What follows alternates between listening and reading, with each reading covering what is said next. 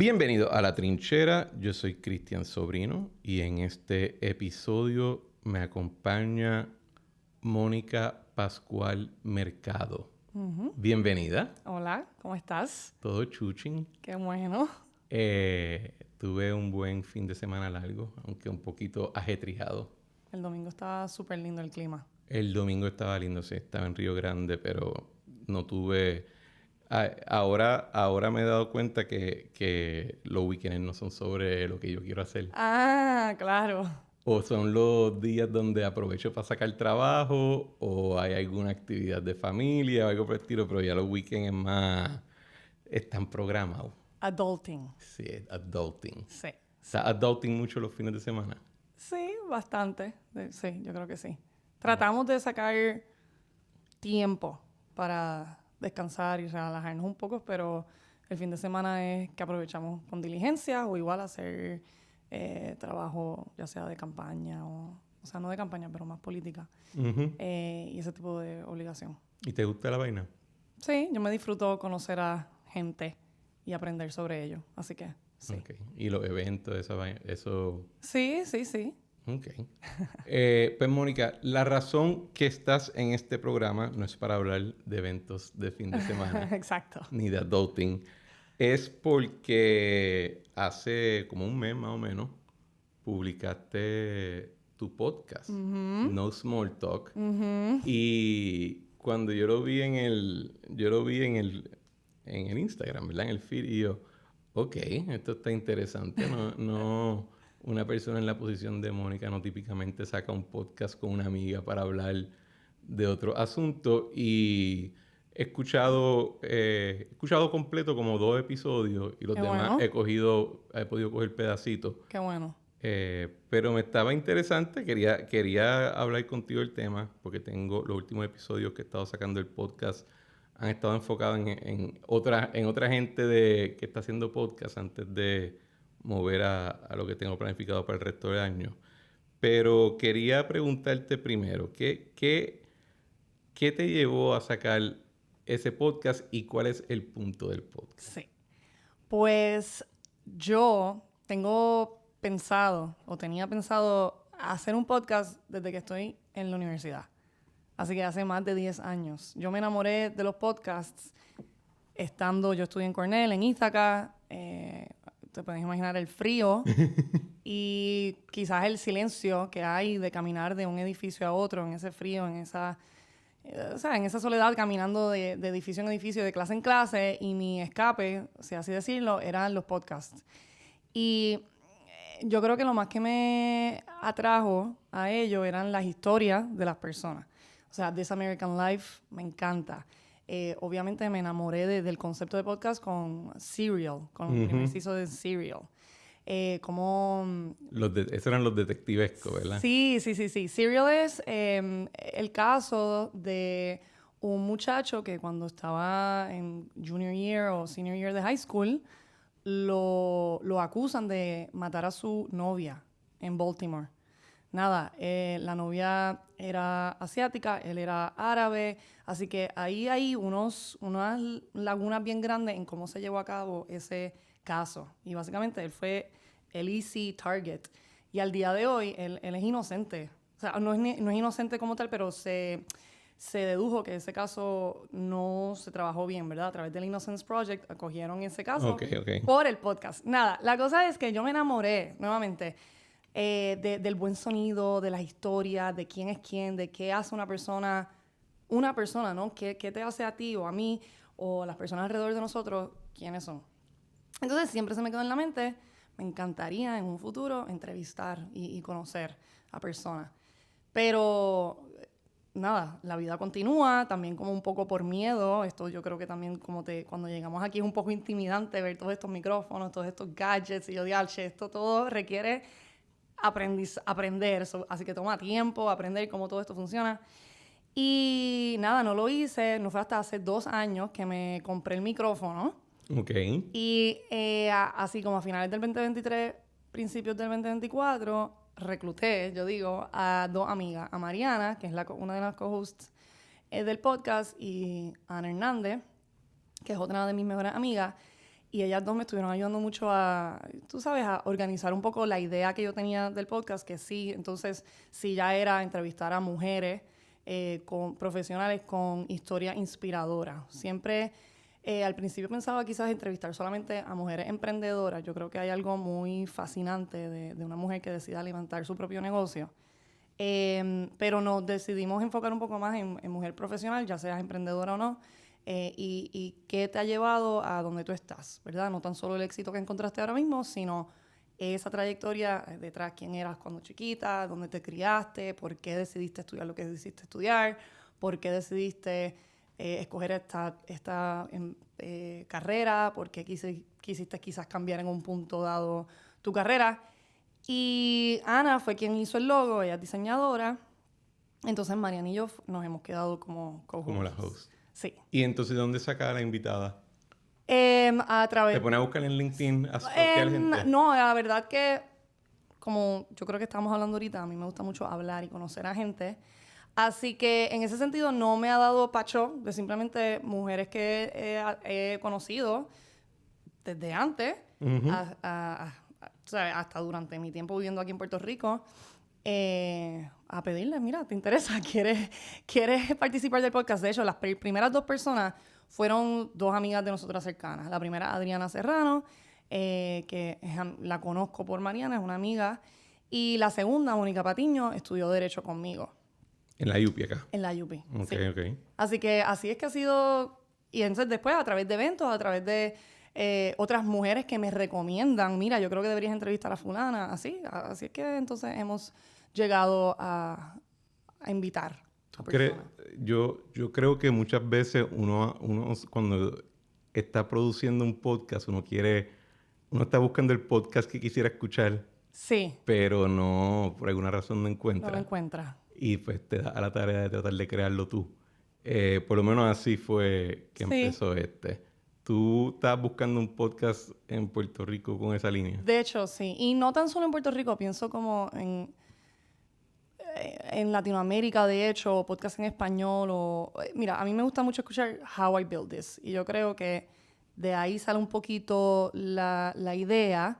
Pero How I Build This es un podcast que se enfoca en entrevistar a personas que empiezan sus propios negocios, ¿verdad? Nuevamente, how they build that business. Y nada, mi concepto sale un poco de ahí, en vez de enfocado en muchas personas, es enfocarlo en mujeres. O sea, yo creo que había esa necesidad de resaltar a la mujer. Y yo creo que también, por ejemplo, el año pasado, durante la campaña, tuve la oportunidad de visitar todo Puerto Rico, de conocer más sobre lo que es la política, el gobierno, etcétera. Y si noté, pues, hay mucho hombre, ¿no? Exacto. Pero a través a pesar de conocer mucho hombre, también conocí a varias mujeres que yo digo, wow, si tú estás aquí es porque tú te has salido del rumbo tradicional y yo creo que a ti se te tiene que resaltar. Así que por eso también ha sido un poco el enfoque de la mujer. Creo que hace falta todavía resaltar lo que hacemos y lo que podemos hacer. Yo estoy de acuerdo. Yo creo que por alguna razón, y lo he dicho antes en el programa, no sé si es nature, no sé si es nurture, pero a las mujeres en nuestra sociedad yo encuentro, ¿verdad? No, por alguna razón no ves espacios cómodos donde pueden hablar de cómo ganaron, ¿verdad? Entre comillas. Siempre si tú ves hasta incluso las entrevistas en las revistas de negocios, es como que relacionándolo a otro tema. Sí. O sea, es como que empresaria, madre, tal, yo, ok, pero simplemente dime cómo es que ella maneja el P&L y yo voy a sentirme lo más chévere igual. O sea, no tienes que atármelo a otra cosa. Sí. De hecho, me está curioso porque el podcast que sacamos hoy, muy bueno, con Yolanda Lasalle, se llama ella. Ella sí habla un poco de ser madre y ser profesional, pero es más bien desde el ángulo de sí se puede. Ella es una mega profesional, ingeniera, experta en manejo de operaciones de empresas, ya ha creado 2 empresas, pero sí trae ese ángulo de como que es más de sí se puede, no dejes que porque quieres tener una familia te limite a ello. Y empezar en términos de quién tiene, o sea, ha empezado, por lo que entendí, gente que tiene cerca, Sí. o sea, ¿quién está en el wishlist? Tenemos varias gente. Pero, bueno, ¿sabes qué? Una vez sí te la voy a compartir porque la conoces. Y yo creo que ahí es que nosotros nos conocimos y coincidimos. Y es a Marian G. Rosa. Ok, sí. En Coco House. Sí. Cuando antes yo producía el podcast allí. Exactamente. La dueña y creadora de Coco House. No tan solo pues porque yo estuve allí trabajando desde cuando trabajaba remoto, esa era mi casa. Me gusta mucho lo que ella ha creado allí, ¿no? Sé que empezó también chiquitito, con Súper un cuartito, chiquito. y entonces ahora ha expandido. El concepto que ella tiene sobre lo que es un coworking space también me está muy interesante, pero también algo curioso es que fuimos a la misma universidad, así que también yo creo que hay mucho de que ¿Y ya la invitaste? Ya le envié el email, sí. Sí, Okay. sí, el shout out a Marianchi para que le voy me a mandar un conteste. texto que dice, mira, tienes un email, contéstalo. Ay, Dios mío, no, cuando pueda. ¿Y lo quieres mantener bien enfocado en ese tema? Por ahora, estamos pensando más bien como quizás sacarlo por seasons. Ujú. Y este season, por eso el nombre es bien general, No Small Talk. Puede ser sobre cualquier cosa el podcast. Así que estamos pensando quizás por season. Este primer season se enfoca en mujeres profesionales con trayectoria única. Quizás el próximo season se enfocará en hombres inspiradores con trayectorias únicas. No sabemos. Bueno, lo de único. Así que, ajá. Y lo vas a... Ok. Y ahora es solamente en audio, ¿verdad? Sí, por ahora solamente en audio. Sí grabamos Como que los la clips. entrevista full en video para poder promocionarlo por Instagram con mini clips, con reels.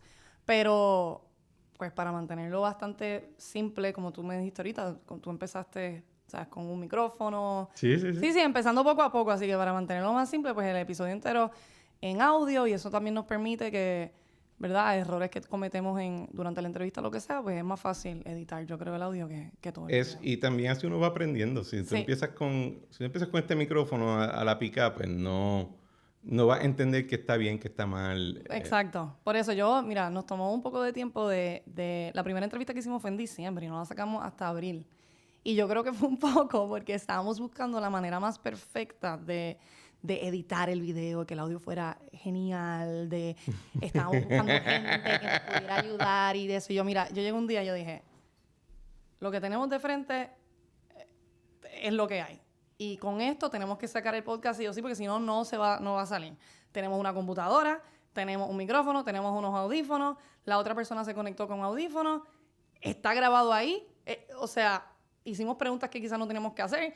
Hubo algunas contestaciones, unas preguntas súper largas, pero sabes que no importa, está. Así que hay que sacarlo. Entonces, eso fue lo que nos motivó de, dale, hay que sacar con lo que tenemos y poco a poco en la marcha, pues vamos construyendo. ¿Cómo es que se dice en inglés? Minimum viable product. Sí, o en inglés hay un dicho que es como, we're building the plane as we go. Ajá. As we fly it. Ajá, exacto. Lo cual es una imagen horrible. ¡Horrible! ¡Qué pánico, Dios mío! Pero en esa estamos. Y yo creo que la reacción de la gente ha sido muy positiva.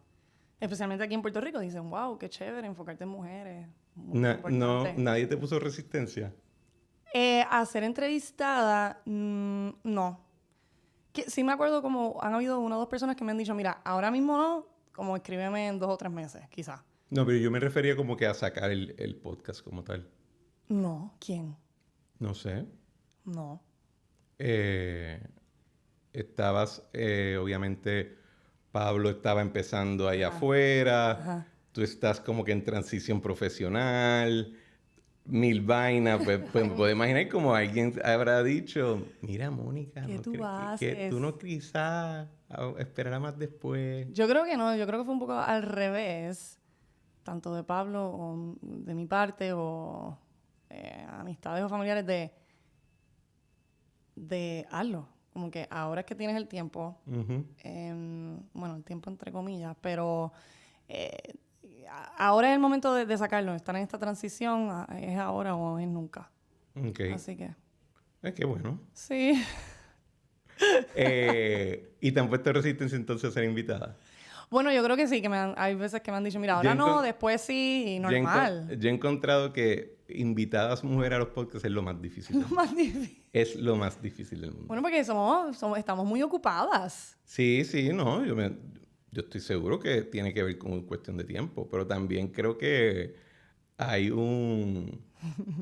yo creo que un asunto de comodidad Sí, con hablar de uno mismo por alguna razón. sí, probablemente. Porque también, y aquí pensando en las mujeres que quizás tú has invitado, igual mujeres que yo he invitado, pues nuevamente le ha tomado llegar a donde están. Así que quieren poder contar su historia bien, quieren poder presentarse de una manera que sea recordada, que vaya acorde con sus metas también. Así que sí toma, yo no, y en ese sentido respetamos mucho el tiempo de las invitadas, de informarles de antemano cuáles son las preguntas, cuáles son los temas, permitirles que nos den su retroalimentación en ese sentido. Así que sí, yo creo que no sé si es algo de ser mujer o ser de una persona, de ser personas que estamos pendientes a lo que vamos a lograr. No sé, yo he encontrado que machos que son lo menos impresionante del universo, Ajá. le ponen un micrófono al frente y ellos quieren que tú sepas sus opiniones. Sí. Ellos entienden que tú tienes esa necesidad. Y pues no veo tanto el fenómeno al otro lado No, de a la verdad que del no. espectro. No. Pero nada, alguien algún día me podrá escribir el libro y me lo explica. Estoy buscando la contestación. Pero moviéndonos un poquito más para atrás, el programa tuyo se enfoca, ¿verdad? En mujeres que han montado diferentes cosas, etcétera. ¿Y por qué tú te hiciste abogada? ¿Por qué yo me hice abogada? Dios mío, la pregunta de los 10,000 chavitos. Es una combinación de... A mí siempre me ha interesado lo que es el tema de política pública, ¿no? Ok. De cómo las leyes Eres una nerda de policy. de política pública, de cómo las leyes nos impactan a nuestro día a día, ¿no? Gobierno. O sea, es una combinación de varias cosas. Yo estudié sociología, eso es puro arts and sciences, o sea, yo cogía clases de sociología, clases de gobierno, clases de historia. Trabajé un verano en el Senado, trabajé en non-profits también, en el tema de educación, que eso es algo que me interesa también, el desarrollo, ¿verdad? El acceso a educación. Y siento que era algo natural, ¿no? Ok. Estudiar Derecho. Era como el próximo obvious step. También mis papás son abogados, mi abuelo es abogado. En Puerto Rico todo el mundo es abogado. Así que era como que, ok, pues vamos a estudiar Derecho. Okay. Y eso fue lo que me llevó a estudiar Derecho. Pero estudiaste en la UPI. Estudié en la UPI. O sea, estuviste en Cornell, ¿tuviste break entre medio? Sí, tuve como 2 años y ahí trabajé en el Instituto Nueva Escuela. No sé si lo Con Ana conoces, María. con Ana María García Blanco. Sí. Ok. Esa fue, yo digo que esa fue como mi primera escuelita profesional. Aprendí muchísimo. ¿Qué hacías para Ana María? Yo estaba dirigiendo, y ahí fue mi primera relación, esa no es la palabra, pero contacto con fondos federales. Okay. Ellos acaban de recibir una subvención y me contrataron para dirigir el programa y montar el programa. Era nuevo y entonces se llamaba Casa Familiar. Al día de hoy todavía existe. O sea, ellos ya tenían un historial en la primera escuela, ¿verdad? De lo que era Casa Familiar, pero entonces con esta subvención ellos lo querían llevar a más escuelas. Montessori en Puerto Rico. Montessori, ¿verdad? Escuelas públicas que tienen el programa Montessori. Así que ese primer año era llevarlo a 10 escuelas, incluyendo 2 en Vieques. Eran 2 escuelas en Vieques, una en Aybonito, en Caimito, en Guaynabo, en Juncos, en Guayama, en San Juan hubo unas cuantas, incluyendo en Cantera. Y básicamente yo estaba dirigiendo, montando ese equipo. Lo primero que tuve que hacer fue contratar a 20 personas, porque iban a haber 2 personas por equipo trabajando en cada escuela. Asegurarnos que se estaban cumpliendo las metas del grant, ¿no? De impactar a los niños específicos para quienes el grant estaba enfocado. Nada, fue... Mucho checklist. Sí, mucho checklist. Fue una tremenda experiencia. Yo creo que el liderato de Ana María me enseñó muchísimo. Ahí yo aprendí, por ejemplo, la importancia de la buena comunicación, de que siempre en una reunión haya una agenda, de que todo el mundo tenga claro qué es lo que cada cual está haciendo. Y nada, y la importancia obviamente de la buena educación en Puerto Rico y cómo impactar no tan solo a la escuela, sino a la comunidad para tener impactos reales. ¿No te picó el mosquito para ser maestra? No, nunca. Es algo curioso, como... No, nunca he querido ser maestra. Pero sí, el tema de educación y quién tiene acceso a una buena educación versus una no tan buena educación. ¿Quién llega a universidad? ¿Quién no llega a universidad? Todas esas preguntas siempre me habitan. Yo creo que también por eso estudié sociología, ¿no? Es como que quién tú eres tiene mucho que ver por dónde la comunidad, o sea, que te rodea, de dónde tú sales, te forma. Ya desde que uno nace, uno básicamente uno está definido a ser alguien. Y de ahí entonces tú brincas a Derecho. Entonces ahí brinco a Derecho, que fue en el 2017 con el huracán María la primera semana. Creo que decidiste estudiar Derecho en el momento más convulso, probablemente. 100%. De hecho, yo estaba pensándolo. Yo cuando estuve en la UPR estudiando Derecho, fue cuando, si yo entro en el 2006, ya yo estoy saliendo cuando pasa la crisis financiera mundial. 2008. Sí, o sea, yo me gradué en 2009. Ok. Y está saliendo la crisis. ¿Sí? Los bancos están colapsando, Sí. está lo que era. En Puerto Rico se había dado la elección del 2008. Estamos saliendo ya los primeros meses de la Ley 7, toda esa convulsión. Y fue bien, yo pensando para atrás, fue bien no, diferente, ¿qué diablo voy a hacer? No había tenido ninguna experiencia antes. Pero creo que me marcó que salí al mundo profesional cuando el mundo parece que se está cayendo. Sí. Y después, del 2017 al 2020, creo que eso fue a la 3. Sí, o sea... Tiene Huracán Irma, María. Tenía una huelga justo antes. Sí. Después... El verano. El verano. Del 19. Sorry por esa. Tenías la Junta y la quiebra, tenías a Trump, tenías... Los terremotos. Los terremotos, la pandemia. Y terminamos con la pandemia. O sea que... Fue caótico. ¿Cómo que...? Caótico. No tengo más cómo describir mi experiencia en la escuela de Derecho. Llegaba a la clase y los maestros estaban como que, mano, qué sé yo, maybe. No tanto así. Yo creo que llegábamos y sí, se trataba de estudiar, enseñar, pero ese primer semestre de Derecho que empezó básicamente como en diciembre o en enero, luego de los huracanes, ese primer semestre fue como de diciembre o enero hasta marzo, un semestre. Un semestre fue en un trimestre, básicamente. Y era cogiendo clases en diferentes edificios. Me imagino, sí. O sea, en el Tribunal Federal cogíamos clases, en el Colegio de Ingenieros cogíamos clases. Habían 2 o 3 salones que les había regresado la luz o los habían podido arreglar y allí cogíamos clases en la Escuela de Derecho. Pero yo creo que no había casi acceso a la biblioteca o solamente una parte de la biblioteca. Sí, o sea, había veces que de momento estábamos cogiendo clases y se iba la luz, así que pues había que cancelar o había que, ¿sabes?, llevar como un sondeo quién estaba dispuesto a quedarse cogiendo clases sin luz. Sí. Sí, y obviamente yo en ese momento pues vivía con mis papás. A nosotros de hecho nos llegó la luz bastante rápido. Era racionada, llegaba como a las 7 de la noche y se iba a las 6 de la mañana.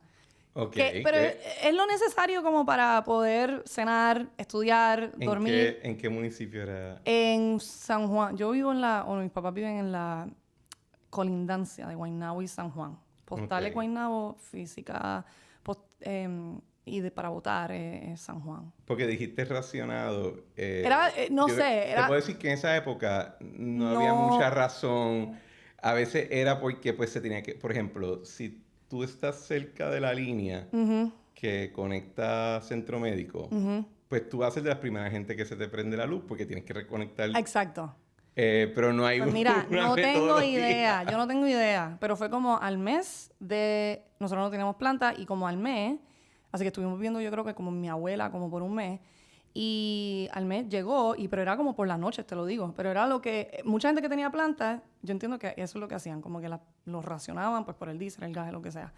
Así que, pero en ese sentido, pues yo sí tenía esa comodidad, la casa es muy cerca de la universidad, pero había gente que sus hospedajes no habían, ¿verdad? No había luz, estaban los estudiantes estudiando desde sus carros, buscando señal para conectarse al internet o lo que sea, desde los celulares. No fue un momento cómodo Y después vino la pandemia. de estudiar. Entonces, la pandemia fue con lo que terminamos, básicamente. Y ahí fue remoto todo, ¿verdad? Pues sí, el 12, 13 de marzo del 2020 es que declaran pandemia, la UP, o al menos Derecho, suspendió las clases como por una semana en lo que decidían qué es lo que iban a hacer, o al menos los mismos maestros, profesores, ¿verdad? Y a la semana, entonces, ¿verdad? Nos fuimos virtual y sí, terminamos virtual. Terminamos completamente, o sea, todo ese semestre fue virtual, pero ya para mí tuve o sea, qué bueno que me tocó así, que ya era lo último, fueron 2 o 3 meses ya, al final, y yo lo que estaba cogiendo era como 4 o 3 clases que me tocaban para ya terminar. Y así que sí fue caótico nuevamente, pero... Fue tan buena experiencia que te montaste en un avión y te fuiste para Washington. Pues la cosa es que sí, yo terminé el semestre desde Washington, básicamente. Porque yo fui el 12 de marzo del 2020, fui a Washington, D.C., Pablo vivía allí, yo fui a visitarlo, pero también a coger el MPRE. Ese es la reválida... Ese es el examen de ética que hay que coger para poder tomar las reválidas en cualquier estado de Estados Unidos. Al menos que se basen con el bar exam, el general bar exam. Yo no me acuerdo el nombre ahora. Pero ética no está en la reválida de D.C. Eso hay que coger un examen antes. Y la mayoría de la gente que estudia en Estados Unidos toma ese examen su primer año, después de coger la clase de ética, lo toman. Ya yo estoy en mi tercer año y yo, déjame, antes de graduarme, déjame ir a tomarlo, porque ya estaba pensando tomar en algún momento dado, tomar la reválida de D.C. Así que fui y lo tomé. De hecho, ya estaba el pánico un poco y tenían en el centro 1000 sanitizers y tenían wifi, pero todavía no se había declarado pandemia. No sabíamos lo que era. Todavía no va a oficina y están los carteles. Sí, de mantener distancia. El potecito de alcohol. Sí, eso sé que se vino a quedar. Yo todavía cada rato uso una mascarilla en el avión. Como que depende de... No sé, de cómo me siento o cuánta gente hay. Yo me pongo una mascarilla. En el avión. En el avión. A veces. En el cubículo más seguro en términos de... Exacto, supuestamente, ¿no? Se purifica súper. De que es súper purificado el avión y eso. Pero, pues, por tomar precauciones adicionales, a veces me la pongo.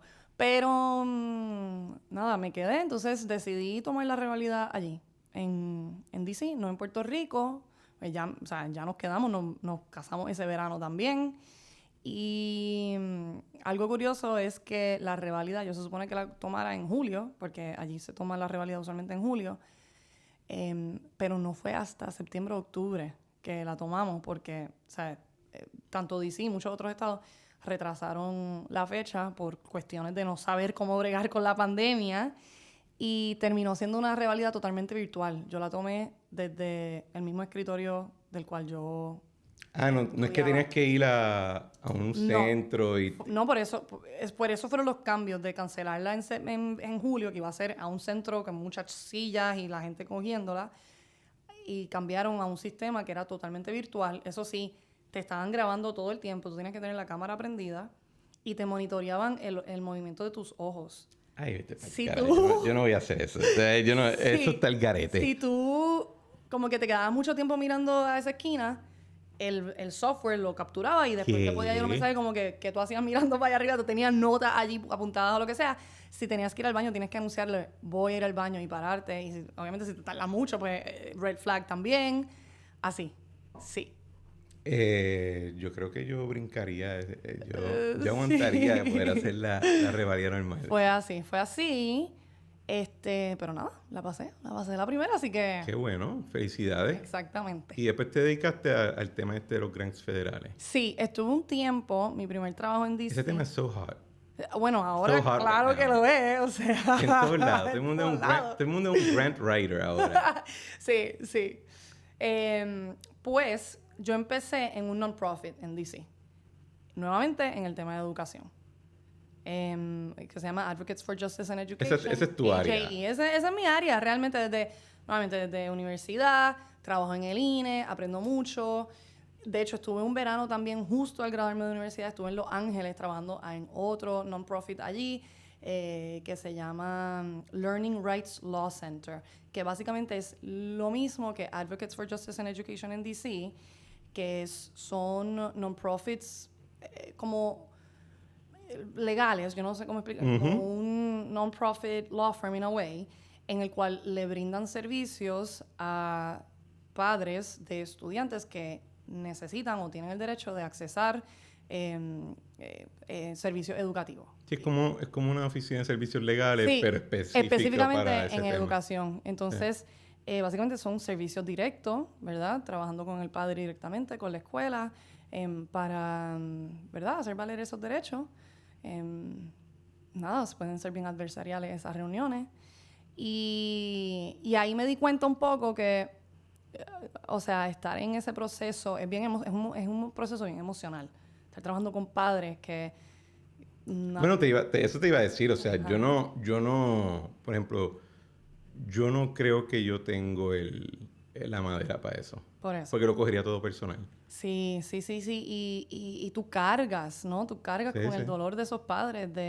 Y entonces también eran de un rango económico, ¿no? Como que muchas veces de bajos recursos. Entonces, son padres que trabajan 1 o 2 trabajos, que no conocen bien el sistema, tienen dudas de por qué sus estudiantes, sus hijos, sus hijas no están acelerando académicamente, no sé, quizás sus hijos, sus hijas han recibido algún diagnóstico, están en ese proceso de educarse sobre cómo tratar ese diagnóstico. Nada.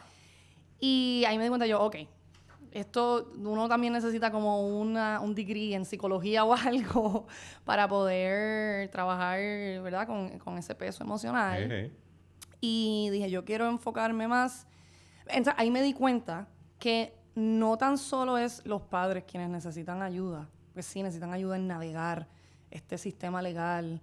Muchos se rigen, ¿verdad? El enfoque era, no sé si conoces la ley federal que se llama Individuals with Disabilities Education Act, IDEA. No conozco mucho de... Pues nada, pues, ¿verdad? Esa es como que la ley federal de educación especial, ¿verdad?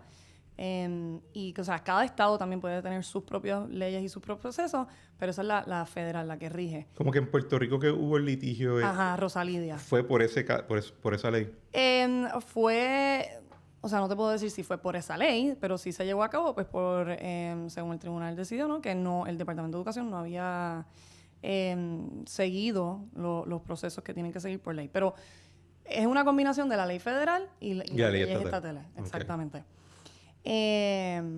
Pero, ¿a dónde iba? Ok, me di cuenta que los padres necesitan ayuda en navegar esto. Pero que no son ellos solamente. Pero también las escuelas, los maestros. ¿Tú sabes la cantidad de papeles que la ley le requiere a los maestros llenar para un solo estudiante que está recibiendo servicios de educación especial? Más tienen que encargarse del resto de los estudiantes, más tienen que asegurarse que la escuela corra, más tienen que asegurarse que hayan materiales, que los materiales sean mantenidos, que las terapias se lleven a cabo. O sea, es mucho también para el maestro y para el director escolar y para esos, bueno, en Estados Unidos ¿verdad? Se divide por school districts y por State Departments of Education, SEAs y LEAs. Y me di cuenta como que, ok, aquí hay de ambos. Entonces me quería enfocar un poco en el ámbito quizás un poco más analítico, legal, no tanto en el servicio directo humano, porque era, ¿sabes? Era como fuerte emocionalmente. Y ahí, al azar, gracias a LinkedIn, el bufete en el que terminé trabajando me encontró. Nos dimos un café y el resto es historia. Pero dejaste el bufete en noviembre. Bueno, lo dejé, sí. Así que historia, literalmente. Exacto, ay Dios mío. Pero estuve trabajando ahí por 3, 4 años. Fue tremenda experiencia. O sea, nosotros los clientes eran Me imagino que los distritos como los distritos escolares y los State Departments of Education. State Education Agencies y Local Education Agencies se llaman, ¿verdad? Legalmente. Y era trabajando directamente con los fondos federales que reciben, tanto de IDEA, que es educación especial, pero también de diferentes, lo que se llaman Title Grants, grants específicamente para estudiantes migratorios, estudiantes que se mudan el año entero porque sus padres tienen que seguir the crop, ¿no? Y entonces para que... porque son trabajadores agrícolas. Ajá, son trabajadores Y están agrícolas. yendo por la temporada de... Sí. Sí. Anda, pa'l Así cara. que hay fondos específicos para asegurar que esos niños no se pierdan en el camino. Sí, porque si estás brincando de sitio a sitio, Exactamente. nadie sabe qué es lo que... Exactamente. Entonces hay fondos específicos para darles servicios específicos a esos estudiantes, asegurar que no se pierdan, que los récords educativos pasen de un distrito a otro. Hay gente que se tiene, o sea, que está encargado de llevar a cabo entrevistas con familiares, con la comunidad, para ver quiénes están llegando y poder identificar a estos niños y asegurar que vayan a la escuela. Hay grants específicos para homeless students, ¿verdad? Estudiantes que están pasando por un momento de no tener hogar. Hay grants específicos para comunidades de bajos recursos económicos. Hay un montón de diferentes tipos de grants y diferentes enfoques. Y todos estos distritos escolares y estos departamentos de educación estatales necesitan ayuda, ¿no? Yo creo que si yo fuera un director de yo me volvería loco. tienen mucho trabajo. Porque no hay que... Me imagino que cada programa tiene sus propias reglas y tienes que entonces... Y los reports, los audits. Sí, es abrumador. Sí, tienes auditorías estatales, tienes auditorías federales, tienes que constantemente estar reportando y no están solo las reglas del Departamento de Educación, ¿verdad? Porque cada grant que sale del Departamento de Educación tiene sus propias reglas. También están las reglas federales que les aplican a cualquier grant, a cualquier, ya sea de HUD, ya sea de Justice, lo que sea. Están, que se llama, no sé si conocen, los Uniform Grants Guidance. Exacto. Sí. CFR Part 200. Así que ahí yo aprendí sobre todo eso y era como consultar básicamente legalmente a todas estas organizaciones y viajar por todo Estados Unidos. Conocí. I got to know the real America. O sea, yo fui a los pueblos más pequeños que te puedes imaginar. O sea, Gallup, New Mexico. O sea, eso es una calle. Casper, Wyoming, en enero, en medio de una tormenta de nieve. Otro en Tennessee que ni me acuerdo el nombre, que population era como 7,000 personas. Y nadie, entonces, dar adiestramiento a todos. En verdad, es bien impresionante porque a mí me pasó más en universidad cuando me cogí el tren y iba para algún lado. Uh-huh. Porque aquí, por ejemplo, pues el municipio más pequeño, no importa cuál sea, está a 2 horas de... Claro. De alguno, así que Sí. como que el tamaño Sí. no tiene la misma relación. No. Allá de momento es como que el pueblo de 7,000 personas y van a ser las únicas 7,000 personas En un radio. por, qué sé yo, Sí. 50,000 millas. O sea, es una cuestión... Exactamente. Y el tiempo todo es... Sí, y uno viajando y alquilando yo ahí un carro y guiando 2 horas para llegar allí. O sea, sí. ¿Y qué fue en términos de la práctica de hecho, qué fue lo que te desencantó? Yo creo que Porque claramente te gusta el tema. me gusta el tema. O sea, y el área, y te gusta la cuestión del servicio. Sí. Así que el issue no es la materia. Ay, ajá. Sí, yo creo que es más bien la práctica. La práctica legal yo me di cuenta que es mucho... Bueno, señor, aquí están las reglas. Cójala. Esto es lo que yo te aconsejo que usted haga. Y nos vemos en 6 meses a ver cómo te fue. Y llegó el audit y quizás no seguiste lo que yo te dije y ahora hay que meterle mano al audit. Entonces, entrar en estos aspectos adversariales eran litigios administrativos y no fue tanto tampoco. Pero, ay, para mí eso me frustraba. Yo soy abogado corporativo. Ok, me frustraba. Es como que, ¿qué hacemos peleando por estas... Que si el inciso A dice esto, el B, que si en la tal fecha... No. Tú querías resolverlo. Vamos a resolverlo. Vamos. Estos estudiantes necesitan acceso a este dinero ahora mismo. Este distrito está teniendo problemas manejando el proyecto porque no tiene suficiente personal o porque el personal no está entrenado. Pues vamos a buscar a quién va a entrenar ese personal. Vamos a buscar cómo contratamos a más personas. Eso es lo que me interesa, no tanto el aquí arriba. Así que tú quieres subirle el bonete al carro y ponerte a trabajar con el motor. Meternos allá adentro. Yo a veces entonces trabajamos con tantos clientes que era a veces como poquito, me gustaba, yo a veces me quedaba con ganas de adentrarme con ese cliente, ver qué estaba pasando allá adentro. Sí, y era como que, ay, no, te tengo que dejar porque aquí tengo que, ¿verdad? Consultar con este otro, pero, ajá. Sí, como es mile wide, inch deep. Exacto. Pero, y ahora, pues, me imagino que también, pues, tienes la dificultad de que tienes todos los asuntos. Sí, no, en noviembre, primero que nada, ese bufete fue... que se llama The Brewman Group, by the way. He mencionado los otros lugares donde he trabajado. Antes se llamaban Brewston y Manasseh, pero ahora The Brewman Group. Excelente equipo. Nuevamente fue como mi segunda escuelita profesional. Yo creo que la primera fue con Ana María, la segunda fue con ellos. ¿Qué iba a decir? Ellos me dejaron trabajar remoto desde Puerto Rico cuando Pablo decide comenzar la campaña en el 2023, así que sumamente afortunada. Y como ves, o sea, aprendí mucho. Pero en noviembre, pues ya ahí decidí dejarlos y ellos también se lo esperaban un poco en el sentido de que ahora estamos en esta transición de ver cómo va a ser nuestra vida. Por más que el bufete era en DC, tú dices, ay, tiene sentido, te regresas a DC ya. Estamos todavía... bueno, ya no todavía, ya básicamente le cogimos el piso, pero era un momento de ver nuestra vida full time allá, entre los dos lugares. Yo estaba viajando un montón por trabajo. Así que yo no puedo estar viajando a Puerto Rico, D.C., Casper, Wyoming. Y ¿cuándo nos vamos a ver, Pablo y yo? Entonces, la cantidad de eventos también que hay al principio justo después de la elección, pues yo quería poder adentrarme. ¿Cómo que fiesta? No, simplemente eventos. Por ejemplo, justo después de las elecciones está lo que se llama el New Member Orientation. Y eso duró 2 semanas. Y están invitadas las esposas y los esposos de los congresistas, o sea, porque ahí está la agenda para el congresista, que ahí es que les dan la escuelita de básicamente cuál es el budget que tú tienes, cómo montar una oficina. Los demócratas, ¿verdad? Todos los caucuses tienen sus reuniones, o sea, se reúnen cuáles son sus propósitos. Pero entonces para las esposas también. Es como que así es que es la vida, tienes acceso a estos recursos, estate pendiente de X o Y, nada. Y así que sí, también tenemos como que nuestros... Eso está bien crazy. Sí. Hay conferencias que duran un weekend entero y es nuevamente para la familia entera, no es como que el congresista ya. Así que yo dije, pues tengo que sacarle mayor provecho. Nosotros ahora mismo no tenemos hijos y este es el momento para sacarle mejor provecho a aprender sobre esta vida. Y nada, y eso es lo que hice. Y ahí entonces empecé el podcast, y ahí entonces... figuring out a little bit mi próximo paso profesional, viste qué es lo que me interesa, pues entonces ver cómo me enfoco en eso. Debes montar una escuela. Alguien me dijo eso los otros días, que no me acuerdo quién fue. No me acuerdo quién fue, pero Mónica, ¿tú no abrirías una escuela? Y yo,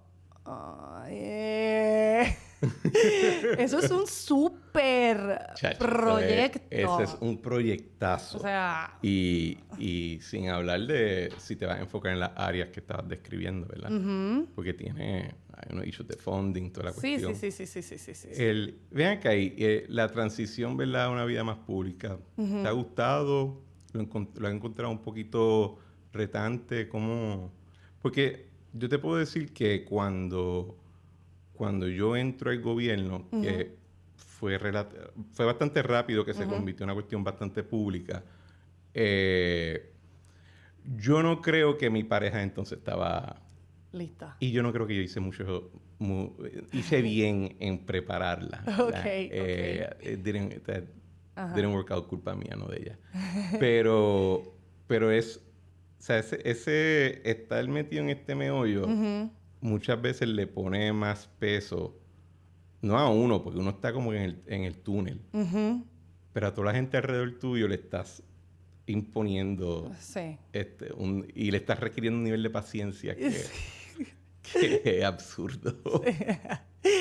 Pues primero, yo creo que la campaña me ayudó a la realidad de ahora, ¿verdad? De que ya es un oficial del gobierno electo. Pues la campaña sí ayuda un poco a adentrarme en esta vida pública, de que uno va a muchos eventos por toda la isla, entonces la gente viene, te saluda y te empiezan a reconocer y están entusiasmados y quieren tener acceso a ti. Así que yo en ese sentido es como dos partes, sí, me gusta mucho eso, de conocer, de ver, de entender por qué quieren votar por Pablo, por qué están entusiasmados por Pablo, cómo nosotros podemos ayudarle, ¿no?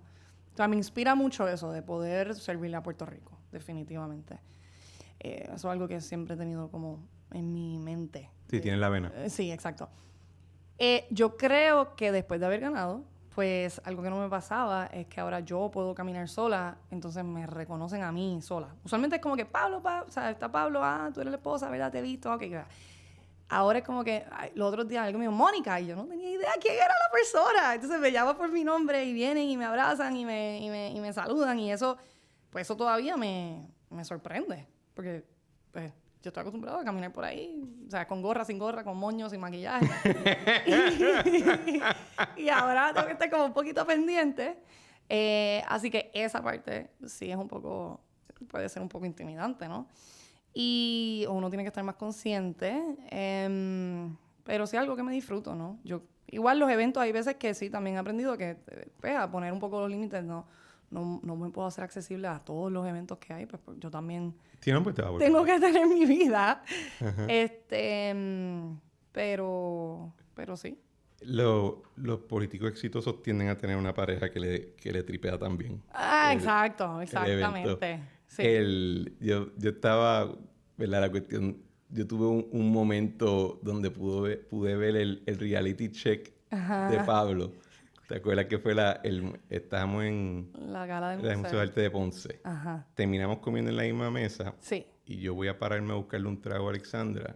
Y Pablo dice, pues yo busco uno, va, Mónica. Y yo, papá, que tú no puedes volver a buscar un par. Sí, porque lo pararon, nunca regresó. Y él dice, no, yo voy. Yo, ok. No dimos 6 pasos y ya como 15 personas lo habían aguantado. Sí, O sea, sí. y si lo piensa, pues él empezó en esto reciente. Sí. O sea, hay otros políticos que yo he visto que no le pasa. Bueno, que tú ves que no salen mucho. Ajá.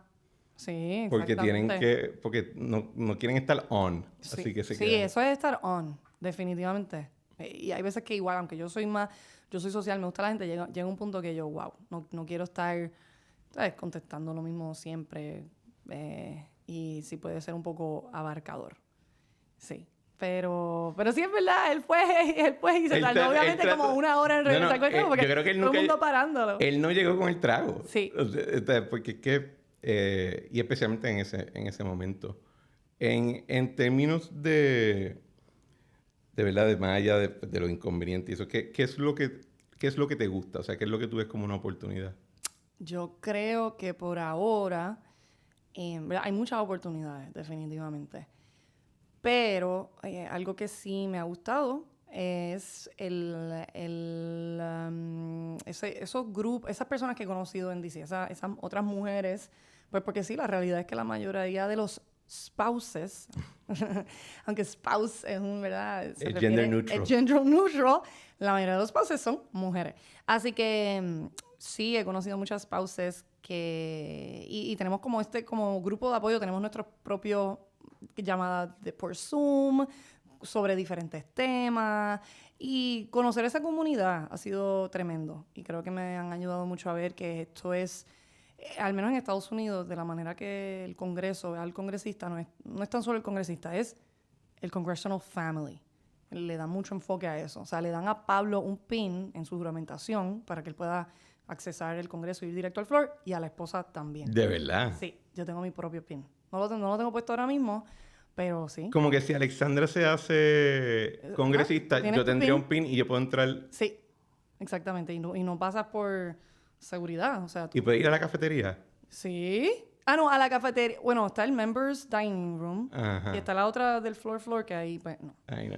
Pero sí, tú, literal, como te digo, le da mucha importancia al rol de los spouses. Y eso me ha gustado muchísimo, porque, nuevamente... ¿Te sientes integrada? Sí, uno se siente integrado y ellos entienden que esto... No sé si la palabra... Sí es justo decir sacrificio, pero sí esto es una tarea que se decide como familia, ¿no? Y esto impacta a toda la familia. Y los spouses también, de alguna manera u otra, también están sirviéndole a sus distritos, a su país.